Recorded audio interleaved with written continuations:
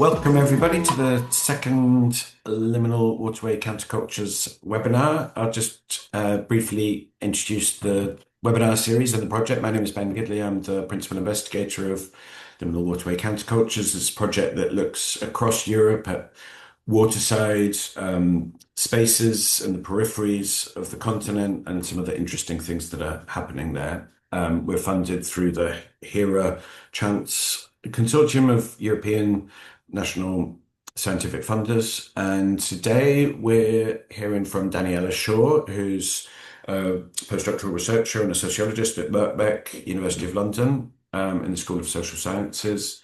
Daniela is part of the UK team, which is funded by the Arts and Humanities Research Council, and I'm gonna hand over to Daniela now. Welcome. Hello, thank you very much. I am doing a screen share. Are we there? Yep. Brilliant. So welcome. The Liverpool part of Liminal Waterway Countercultures is called Currents of Change, Lived Histories of Liverpool's Waterfront. And the focus was very much around 12 Liverpool residents. So I will talk you through the process of using participatory photography to find out about the question of Liverpool's waterfront. And then I'll talk through some of the findings, including sharing the participants' photos. But you can see on this first slide, we have already one of our participants, Stella Melia, took a photograph of the landing strip, known in Liverpool as the Lanny. So that's our first photo of the day. Go to the next one. So welcome to Liverpool. So Liverpool is a maritime city. It's on the River Mersey. It's in the northwest of England. And the wealth in the city that built the beautiful buildings that you can see, the iconic Liver building with the liver birds at the top of it, was built by the wealth of transatlantic trade, including the transatlantic trade in enslaved peoples. I think something like 1.5 million enslaved people were transported on ships that had been built in Liverpool and left Liverpool for to travel across the Atlantic. The Black, African and Chinese communities in Liverpool are amongst the longest established in Europe, and they are very much there due to the seafaring identity of the city. Liverpool is still a fully functioning port. There is a lot of container traffic, shipbuilding, dock infrastructure. There are miles and miles of docks along Liverpool's coastline that are still in operation, and some of the docks have been converted into cultural spaces like museums and art galleries. There are a lot of environmental issues in Liverpool relating to the water. So increasingly, the city has suffered from flooding, which has led to some fatalities in the city, being caught up in flooded roads. There's microplastics being found in the water. Reservoirs are depleted. There are struggles with the tides. So the crises surrounding water in Liverpool are very real and everyday. Liverpool was a UNESCO World Heritage Site, but because of very modern, not very attractive construction along Liverpool's waterfront, it lost its status, its UNESCO World Heritage status. And you can kind of see in the image that we have here, right on the left-hand side, there is like a kind of glass and metal building. So that's all along the waterfront is what you can now see, as opposed to these rather iconic buildings. The communities that have shaped Liverpool's waterfront history are often the ones that are least represented in Liverpool's history, and in the stories of Liverpool as a city broadly. And that's something that very much was central to the Currents of Change project. So Currents of Change used participatory photography with 12 Liverpool residents. It was facilitated in 6 sessions in a community building in an area called Toxteth in Liverpool 8, which is a historically Black area, which has undergone some gentrification, but it's very diverse and has very strong community projects. We met 6 times over 8 weeks between January and March for 2 hours an evening each time. The project ended in a co-curated exhibition at the Museum of Liverpool, which is a very significant museum, quite new, which is right on Liverpool's waterfront. It has windows overlooking the River Mersey. And as Ben mentioned, the project was funded by the Arts and Humanities Research Council and with funding from Chance and HERA, and as part of Liverpool Waterways. Sorry, Liminal Waterways. So here you can see in the image a snippet of one of our sessions. So the participatory photography methodology that I used on the project was based on a method called photo voice, which was created and used by Wangan Boris. They've written a lot about the use of it, often used in rural agricultural communities or factory workers in the global south as a way of enabling accessible participation in research without needing literacy and words, but also the aim of the methodology is to enable some level of empowerment. So photo voice traditionally as a methodology ends in something that feeds into local power influencers, municipal leadership, depending on where it's held, the context that it's used in. I would say this project, Currents of Change, was based on photo voice, but photo voice is a very specific methodology, so it was inspired by it rather than a replica of the methodology. The participants had a guiding question that we kept coming back to from the time that they applied for the programme all the way through. And the question was, what does Liverpool's waterfront mean to you? And we explored that in a lot of different ways. Using participatory photography, the images are taken independently by the participants. So they go off between sessions with prompts that I had given them to take their images, but then they share that within the group. So that means that there's quite a lot of exchange that happens between the participants. So it was a really strong group dynamic that was built up as a result of that. But the images are very much personal to the participants that took them. The captions were produced by the participants, but with support and facilitation from myself and from Amina Attic, who's a local Liverpool poet who joined for some of the sessions to help with the writing. All of the themes that I'm going to talk about today and the kind of sequencing of the exhibition, the curation, came from the participants themselves.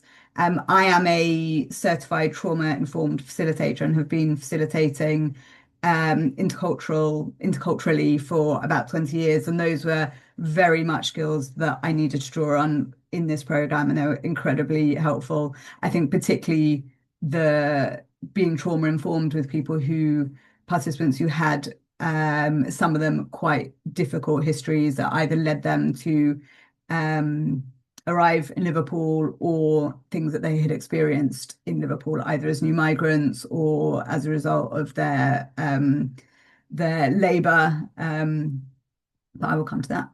So our participants were, I would say, first, second, and third generation, and a couple families had been in Liverpool beyond that. And their origins were in Pakistan, Iran, Yemen, Libya, Kenya, Somalia, Sierra Leone, France, Wales, England, and of course, Liverpool. So it was a really diverse group. The relationship building, I think, was a really foundational element of bringing this project together. So I spent probably about more than 6 months developing relationships within local community organizations in order to recruit participants. So I spoke with various community partners, faith communities, neighborhood networks, local council. I have family roots in Liverpool, so I was pretty well acquainted with the city, but I also reached out to quite a large amount of different community organizations. Um, the participants at recruitment were told that they would have access to a camera if they needed. They would have their travel expenses paid, and they would receive a thank you voucher for their time, and they would get a meal every time they came to try and limit as much as possible any barriers to participation and try and ensure the widest level of diversity in the group. The sessions were very much designed to be spaces of welcoming and dialogue rather than feeling like people had come to a research focus group, so that it felt safe to be able to share and explore some quite challenging themes for some of the participants. We had 6 sessions. So we started by looking at some Liverpool archives as a way of creating kind of inspiration, and looking at different ways of articulating Liverpool and Liverpool's waterfront. I very deliberately didn't show any images of Liverpool to the cohort, being really mindful of the fact that sometimes when you show the kind of output you want from people, it ends up dictating what they do or what they feel they should do. So the inspiration that we used was songs, was paintings, poetry. We looked at some sculptures, and each week the participants got a pack, but in the first pack there was quite a lot of stuff to get their creative juices flowing and to get them to read in between the session as well.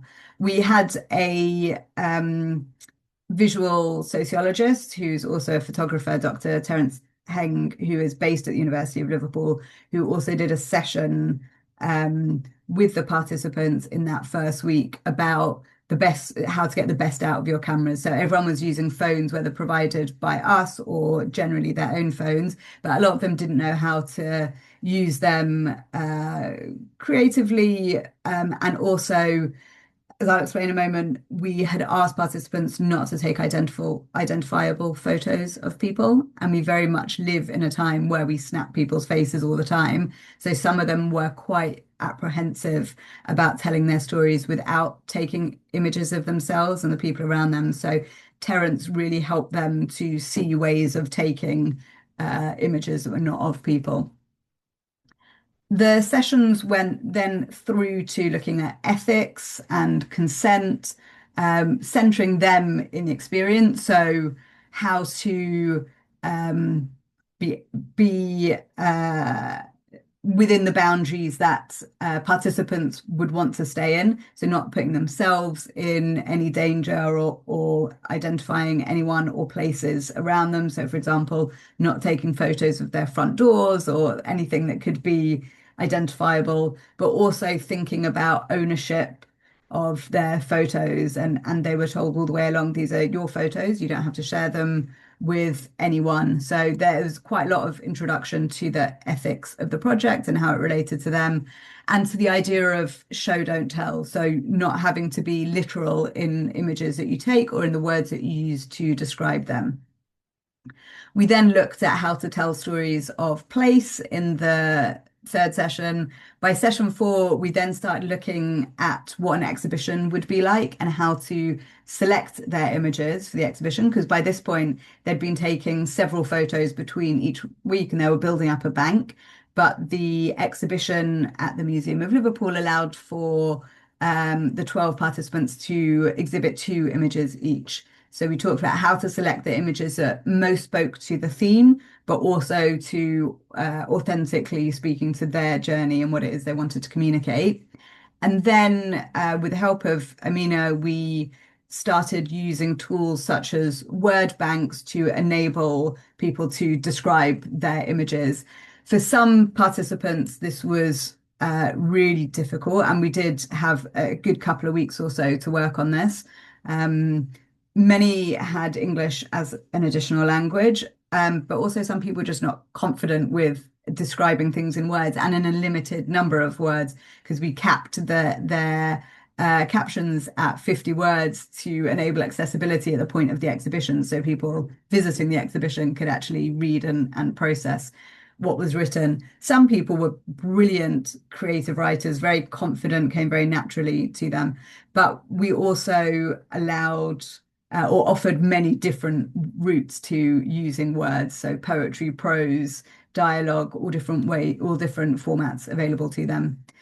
The final session was the co-curation of the exhibition, and I will talk through the process of how that happened a little later on. We also had a celebration for their time, and they received certificates for becoming part of Liverpool's public record, which was really meaningful for them because they all had felt that their stories were not part of the stories that were told about Liverpool. So knowing that they would be exhibited publicly was really meaningful to them.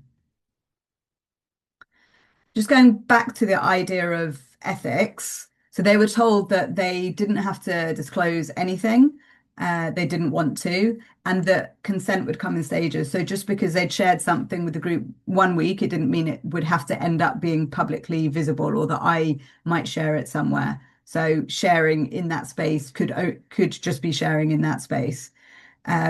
We talked a bit about safety, about taking photos in public spaces, in environments where people can't be identified. We talked about harm. We talked about possible risks to employment. So thinking about the kinds of images that people might take, and if they're in a museum with their name on them, do they want them to be representing them? Are their images honest to the stories they want to tell, as well as being relevant to the theme? Sometimes there's a bit of tension between those two, but we navigated it, pretty well. And we made a group agreement very early on, so it very much felt like everybody's space. So you can see that agreement there. We had a Padlet, so an online forum where everyone shared each week their photos, but we also shared this agreement, and they had conversations on there, and they had participant packs on there as well. This is where my years in facilitation became really helpful with this group. So putting words to images, as I said, was really challenging. You can see here everyone has index cards that they were writing according to different writing tasks that Amina and I gave to them. We got through a lot of index cards, but it was interesting how pretty much all of them wanted to write by hand, not onto their phones, and it was very much a part of their thinking process. And then they shared with each other, and they really supported each other in honing what they were writing. So some you'll see in the images and captions that I shared, some used just kind of free explanatory writing. Some was prose and short stories or stories about people in their world, their family. Some used poetry. There were really, really different styles. There was also a lot of redrafting of the captions, and I gave them until several weeks after the final session to be able to redraft their captions if they didn't feel comfortable with them, and to also allow for the fact that people process very differently, and being able to process outside that space where we're all together for some of them was really quite necessary. Okay. So this was the co-curation in the final session. So everybody stuck their photos up on a wall, initially in no particular order, and then we stood around as a group, and everyone thought about their images, and they shouted out words that they felt were represented in their images. And again, we went back to the question about Liverpool's waterfront. So you can see there's a huge amount of words on this board. So we had community, personal, general, nature, journey, water, freedom, mother, beauty, permission, health, home, passion, love, memory, history, migration, etc. There were a lot of different words that came out, and it was actually some really interesting conversations that were happening as they were sharing these words. And then what we did was grouped them. So people looked at the words, everyone looked at the words. I kind of stood back and they said where they felt words connected with each other. So we color coded them and we came up with four themes, which I'm going to talk you through, which we wrote on the bottom. Then you can see there's kind of tiny little stickers at the tops of each of the images. And those stickers pertain to the four themes. So everybody put stickers on their images to represent the theme, one of the four themes or two of the four themes that they most spoke to. Then we use that as a way of ordering the images thematically. So we spent time sticking them on the wall and moving them around so that the exhibition told the story that they felt as a group worked for them. And there was a little bit of changing around, but they worked incredibly cooperatively because by this point they'd really invested a lot of emotional energy getting to know each other and listening to each other's stories. So the four themes that they came up with, they entitled Journeys or Narratives, Maritime, What We Carry With Us, and Cycles of Community. So that's their wording. So you can see the kind of little key that we put at the bottom of the sheet. And that's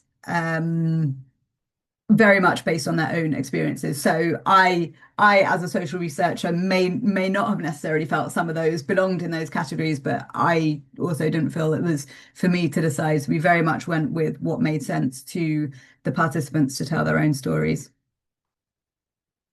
So I'm going to show you images from these four themes just to give you an insight into the outputs and the exhibition. So journeys and narratives. What we found in this theme is that the waterfront was often read as a site of arrival, but the migration journeys or the memories of those journeys appeared continuously, either in architecture or in people's lives or homes. So the journeys were inherited. So even if they were not the generation that journeyed, those stories are very much a part of people's identities, particularly where it related to the water. So for some that meant comfort with the water, some it meant fear of the water. The coexistence of belonging in Liverpool and elsewhere, coexisting simultaneously. And that was often articulated as across the water or sitting on the waterfront and being able to think about those places they'd come from, particularly if they were places that were also port cities. So, for example, Aden in Yemen. The memories of crossings were talked about and being carried in people's bodies and places and objects, and the liminal waterway being able to hold traces of those crossings that official stories of the city didn't necessarily speak to. So this is one of the participants called Shanaz. Their names are how they wanted their names to appear. Some are first names, some are first names and surnames or pseudonyms. So this was stepping stones. So Shanaz took this one really early on. And she said, looking at my journey are footsteps from poverty to riches. Oh, sorry, it might be on a timer. From Pakistan to Liverpool, the story began. Many live and love life as the days go by. In my life, reflections. Each season has its beauty and colours. Still waters move me. This is a beauty that surrounds the city that is mine. And she very much saw this space near where she lives as a representation of the water crossings of her own family and that journey. Betty, whose parents were Sierra Leonean, very much saw domestic water as a connection and sometimes a juxtaposition to family experiences in Sierra Leone. So she wrote something called Colonizing Cleansing. She actually had to leave her home during flooding for some of the project, and had to live in a hotel where they just kept giving her bottles of water and loads of water. And that excess of water is something she contrasted with visits to Sierra Leone and stories that her parents had told of the water. So she talks about the government opening water pumps, and she says, we already collected the water from the previous day, and the blue barrel we ensured always held the excess. I bathed her mother, each morning before we left and in the evening on my return from the farm. The same routine starting from her face, neck, and shoulders, ending at her smooth yet muscle-wasted legs and tiny feet. He, father, came to England and remembered the care, telling my sisters she looks after me well. The shower is powerful in England. There is always hot water in Betty's house. The same routine starts from his face, his neck, his speckled brown smooth skin. I honor you both, cleanse. She was often really kind of struck by water all over Liverpool. And yeah, as I said, the contrast. And then the final one that I'm going to show you speaking to journeys was taken by Féaron, who's of French heritage, and found a, a memorial to French prisoners of war that had died in Liverpool. That had died in Liverpool, and took quite a few photos of that. And she wrote quite a long poem, but I'm going to read you some of it. Shadows of a Soldier. Beyond the frost he rose, not quite frozen, but time had taken its hold, litter straying from his pockets, memories he could not discard as easily. He held on to something so precious, his history and yours, frozen, not so heroic, no applause. And there was a lot in Faye's photographs around kind of privilege in those journeys, and those of countries of origin where those journeys are easier, and the resettling is easier. Also contrasting that with previous French experience in Liverpool, and those journeys that had been taken across the water with no hope of returning back across the water. So the next theme, the participants titled Maritime. So that was around labour, around kind of debt, which meant a lot of different things to them, inheritance, and the waterfront that was built by migrant labour and the violence that funded it, very much in the words of the participants. So some things came out around wealth and slavery sitting together in the history of the city, around the submerged histories of working class and migrant dockside labour. Seafaring is intergenerational, so we had some participants on the programme who had many generations in their family who had been seafarers or dock workers, and then refusing the kind of sometimes postcard depictions of the port. So Fatima took some great photos that kind of told the story through architecture. So this one, Sunset at the Avenue, she writes, this photo shows the Liverpool I call home, a barren tree before the old merchants' houses on Prince's Avenue, built on maritime wealth and painful histories. It speaks of migration and resilience. Somali seamen, we've gone again. Somali seamen settled here a century ago. Their seafaring courage flows through me, drawing me always back to water. Stella's story was similar and different. She had many generations of seafarers in her family, including, I think, her son and her nephew and her grandfather. So she had her grandfather's logbook. So she wrote 9 kids and a wife crammed in a flat, stoker by trade.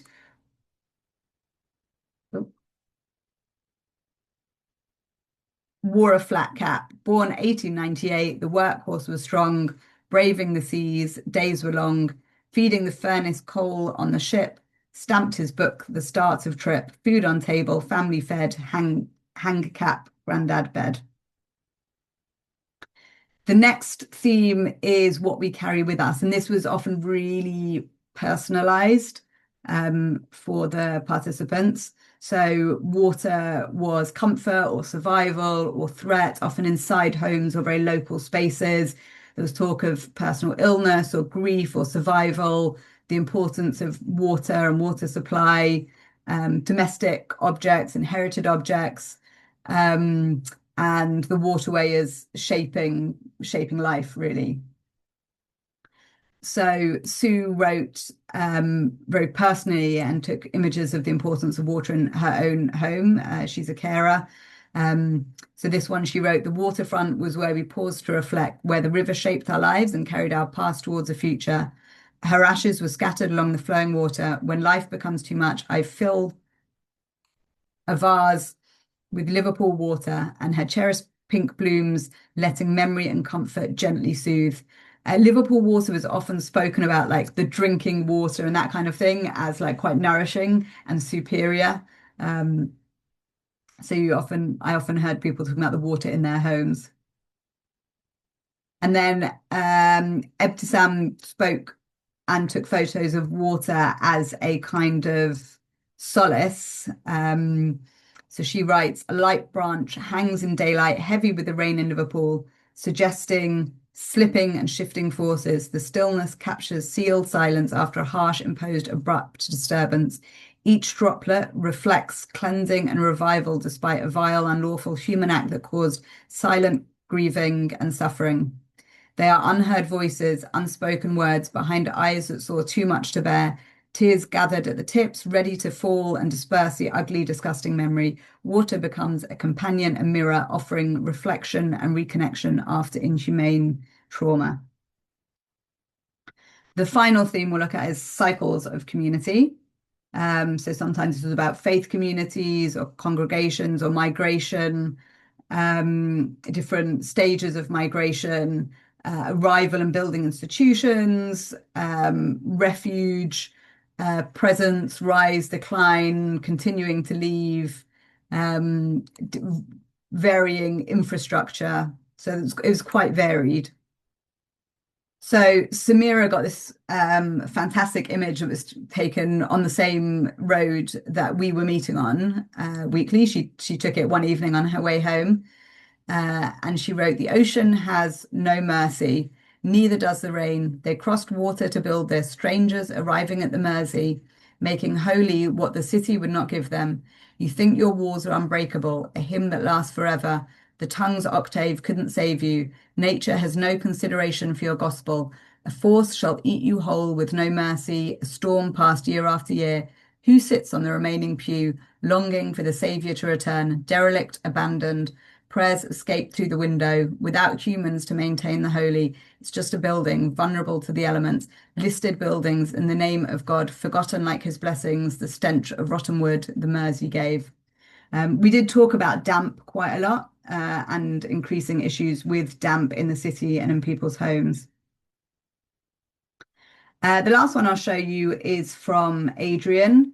So he took this photograph in a local park, and it felt like it reflected his own and his migrant asylum-seeking community's experience. So he wrote, being non-native to Liverpool and a migrant, I was immediately captured by these scenes. Here I saw the lives and movement of people on a journey in pursuit of a better life, whether it may be above the water, by air, or journey on the water. Nevertheless, water is bridging the connection to a common destination, Liverpool. So that's some of the photos. You will be able to see them all on our Hue map before too long. Just a little bit on the methodology before I go to questions. Trust took a long time to build, and I met with each of the participants individually at least once before they built the group, before I built the group, and that was very much a part of, I'd say, the whole research and elicitation of themes and stories. Being trauma informed in my practice was like, I would say, really fundamental to the delivery of this project. Hospitality and offering food was really enabled cultural sharing. So we had Sierra Leonean food a couple of weeks. We had Pakistani food. We had Middle Eastern food. And that was really part of the cross-cultural exchange and bringing the group together. The co-curation is very much, as you've seen, become part of the way that I look at what has come out of this project as a researcher. The participants are not Liverpool. We didn't, for example, have any Chinese participants, and there is a very large Chinese community.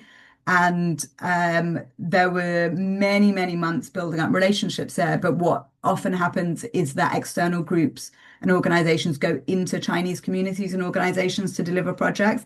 And therefore, because that's what normally happens, that's what they'd requested and wasn't possible on this project. But it meant that there was discomfort linguistically or just in terms of spaces that the different community organizations I was accessing were comfortable with, and therefore, that's a whole experience not represented. Um, this methodology works for people who can give up 6 evenings of their time. That's not everyone. And there was a lot more demand beyond the funded period. So I'm doing a day workshop in a couple of weeks for people that were on the waiting list. I'm doing a workshop for another community migrant women's group.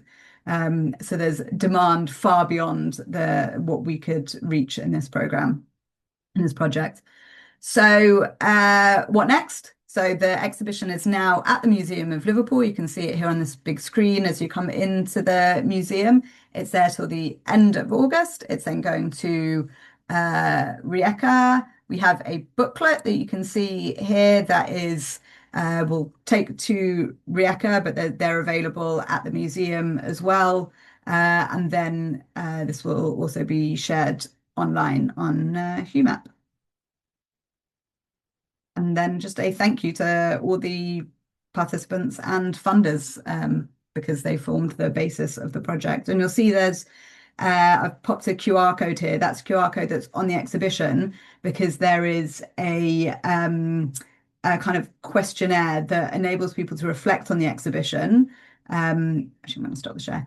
Enables people to reflect on the exhibition, but also gives space for them to tell their own stories if they have waterfront stories, so that we can continue to be generating some data and some stories.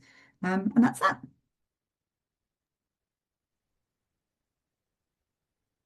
Wonderful. Thank you so much. For my image to... Then you're There a we go. blank screen. You are to me Oh, anyway. oh, that's weird. Uh, You're I'll you're try now a again. photo. Okay, so while I try and get my photo running, thank you very much for... Is that working? Yeah, maybe. Thank you very much. No. Yes. Thank you very much for that really rich and vivid presentation. It was uh, fantastic.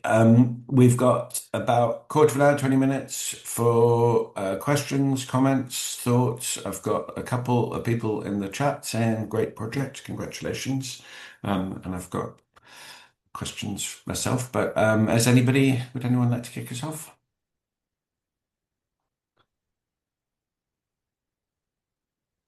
Hi, me. I do Yep, have. go ahead. Go ahead. Thank you very much, Daniela. It was really nice to see this work and to take people to think on their waterfront or where they live and to connect that with their personal stories and countries' histories or regional histories. In that sense, I would like to ask you if you are not planning to interconnect these small stories with the history of Liverpool, because I think that would locate the story of these stories and to give some context. For example, I do not know very much about the history of Liverpool and this transcontinental trade, also the migration patterns and history. So I would like to know if you were thinking to do that. Yeah, thanks, Raquel. So I have spent a lot of time in the local archives. And there are some recent pretty rich histories of Liverpool written. One's called Liverpool and the Unmaking of Britain. There was another one, completely forgotten, but came out quite recently.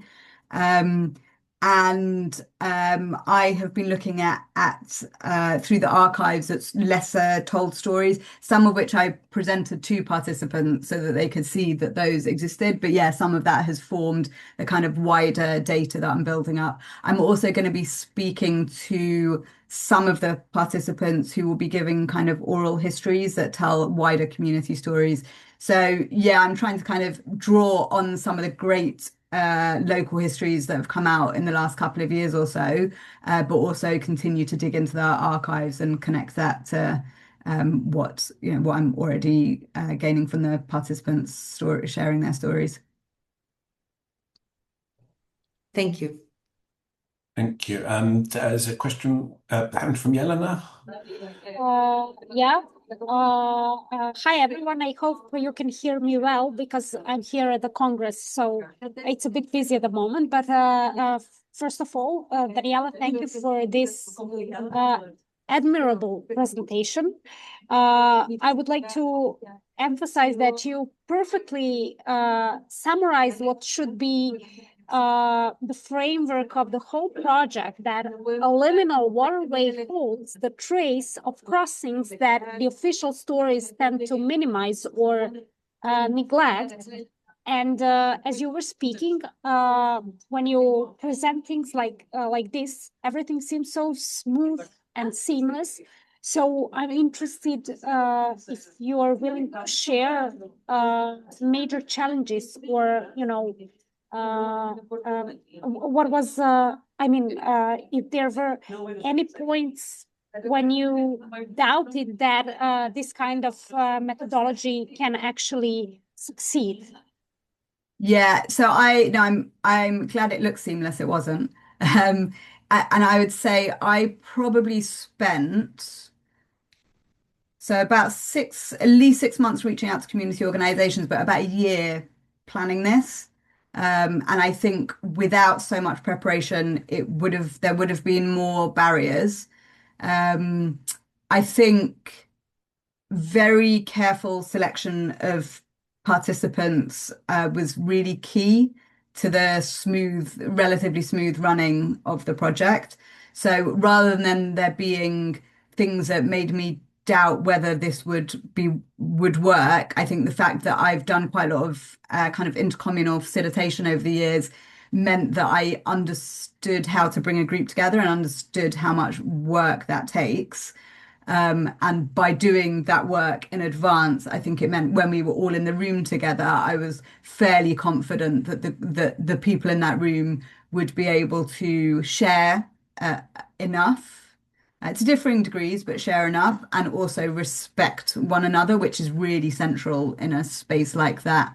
I think, sometimes the logistical issues were the most difficult ones. So we had a couple of people who are seeking asylum in the UK who joined the project, who sometimes live in quite inconvenient places because they're put up in accommodation by the government and they're not able to live anywhere else and they have no income and they're not able to work. So enabling people like that to have, for example, their travel expenses in advance to be able to actually turn up was actually like some of that working in an academic context is actually quite challenging. So I'd say sometimes the logistics were the biggest challenges. So I think there was nothing that made me think this wouldn't work once it got going, but more that it was an enormous, enormous investment in time on my part. And in emotional energy on my part, but mainly on the part of the participants. And so I think, the project is incredibly indebted to that generosity of the 12 participants. I don't know if that answers your question. Yeah, definitely. Thank you for sharing.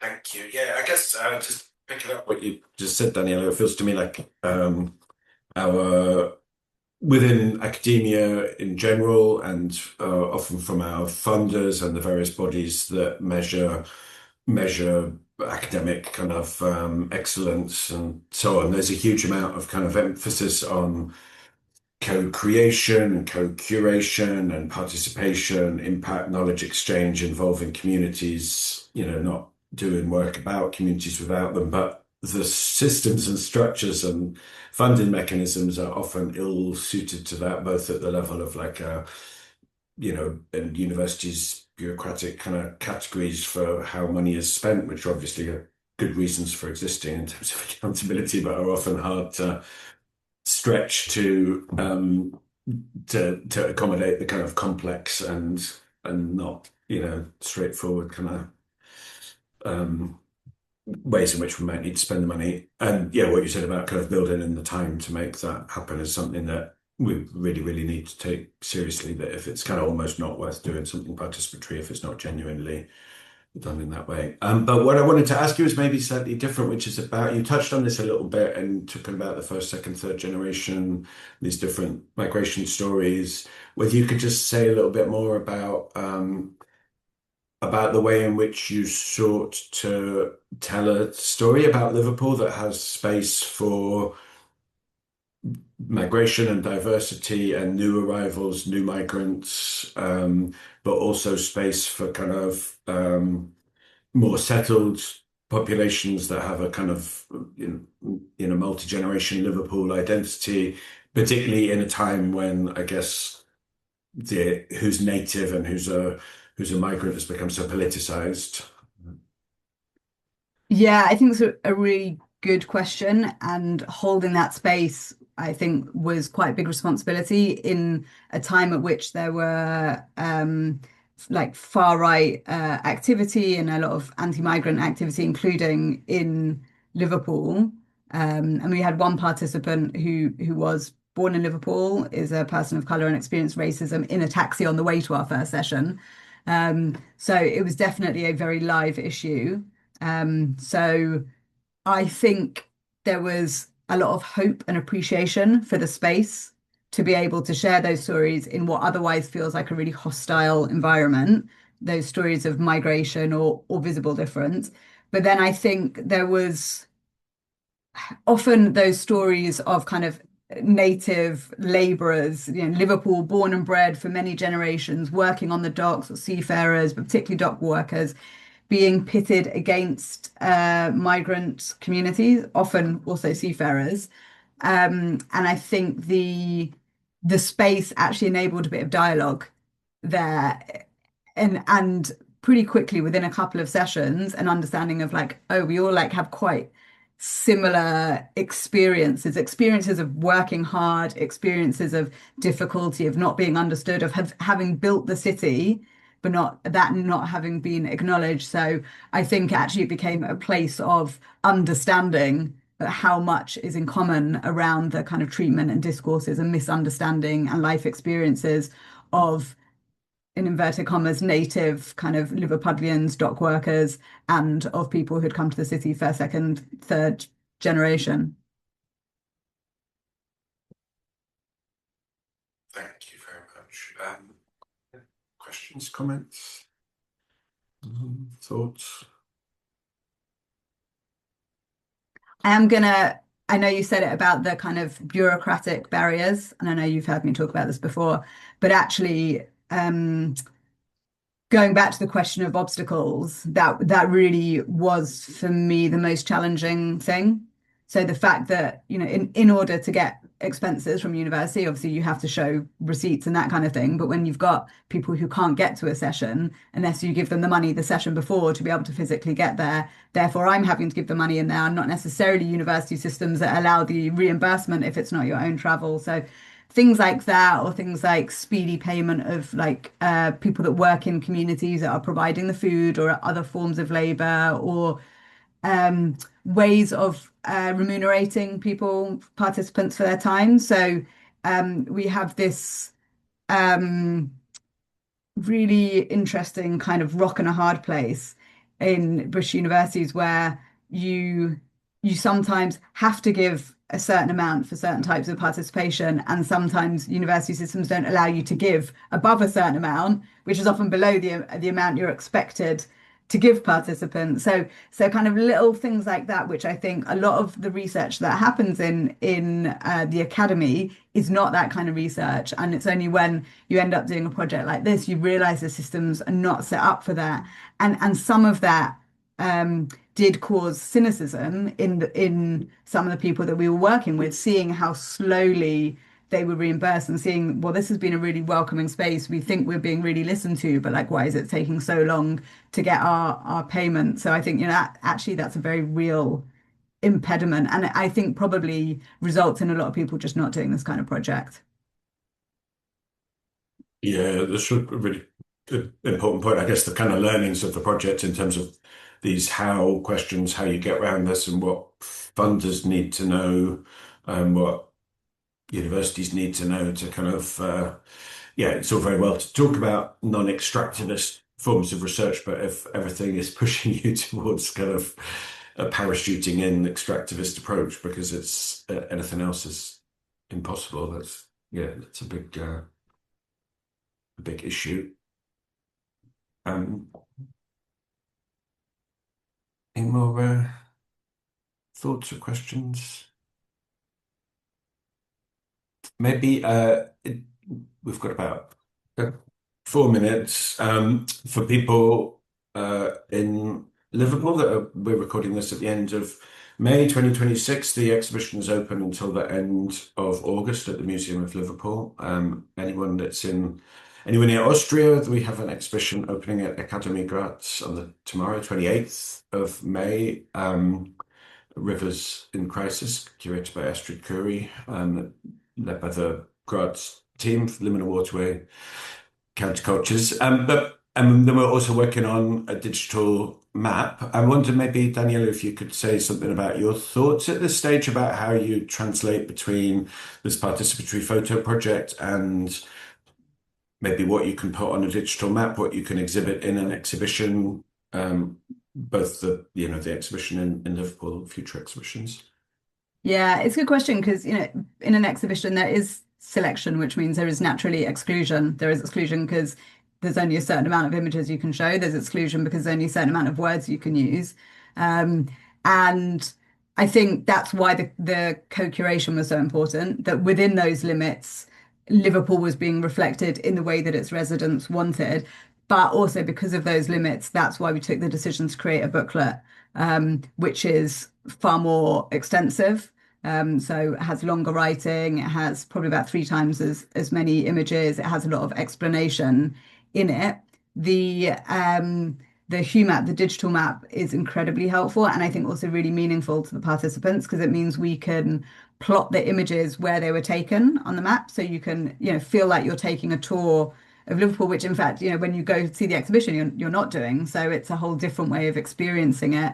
And it is possible to put more words to it. So actually, I think it is a really useful framing for a research project like this.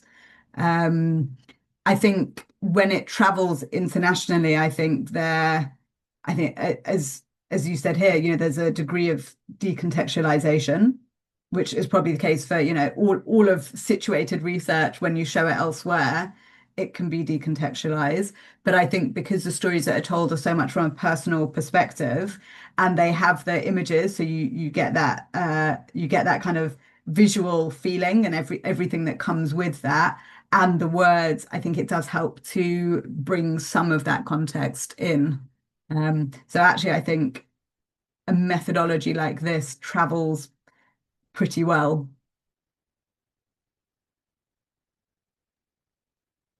Thank you very much.